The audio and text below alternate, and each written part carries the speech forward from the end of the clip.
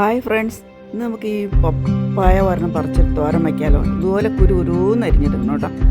അരിഞ്ഞതിന് ശേഷം നമ്മൾ അതിനകത്തേക്ക് 2 പച്ചമുളക്, ഒരു സവാള ഇവ കൊത്തി അരിഞ്ഞ് അതിനകത്തേക്ക് ചേർക്കുക.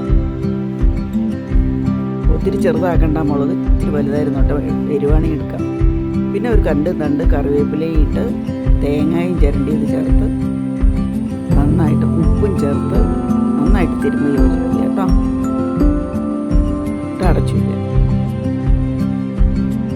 ഇതിന് ശേഷം വെളിച്ചെണ്ണ ഒഴിച്ച്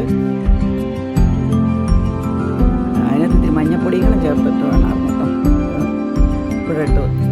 അതിന് ശേഷം നമ്മൾ കടുകിട്ട് പൊട്ടി കഴിയുമ്പോൾ ചുവന്ന മുളക് ചേർത്ത് കറിവേപ്പില കുറച്ചൊരെണ്ണയും ചേർക്കാട്ടോ.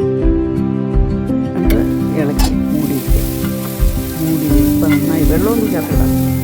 നന്നായിട്ട് വെന്തിട്ടുണ്ട്, നന്നായിട്ട് വെന്തു. എന്നാലും ഒന്നുകൂടി മൂടി വയ്ക്കാം. ഇപ്പം നല്ല അടിപൊളിയായിട്ടുണ്ട്. പപ്പായ തോരൻ നന്നായിട്ടുണ്ട്. ഇത് എല്ലാവരും ഇത് ഉണ്ടാക്കി നോക്കുക. വീഡിയോ കാണുന്നില്ല.